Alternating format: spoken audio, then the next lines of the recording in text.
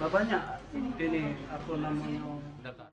Dampak wabah COVID-19 terhadap sektor tenaga kerja mulai terasa di Kabupaten Banyuasin. Setidaknya tercatat 1.528 karyawan mulai dirumahkan atau di-PHK. Selain itu sebanyak 2.111 pelaku UKM yang ikut terdampak COVID-19. Untuk meringankan beban mereka, Disnaker Tran telah memasukkan mereka ke dalam program prakerja dari Kementerian Tenaga Kerja. Selain itu, sebanyak 3.803 pencari kerja juga diikut sertakan. Sehingga seluruhnya berjumlah 7.442 orang yang akan mengikuti program prakerja. Program prakerja dapat memberikan peserta uang saku sebesar Rp600.000 setiap bulannya selama 4 bulan. Hotel Windam itu sangat terpukul dengan adanya ini karena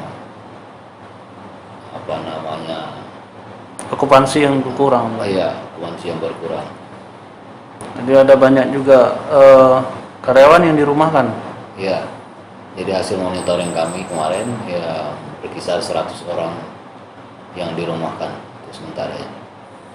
Kalau sektor-sektor lain Pak, produksi makanan atau apa? Untuk produksi makanan sampai saat ini belum begitu terdampak Signifikan gitu Pak. ya. Sulaiman, PAL TV.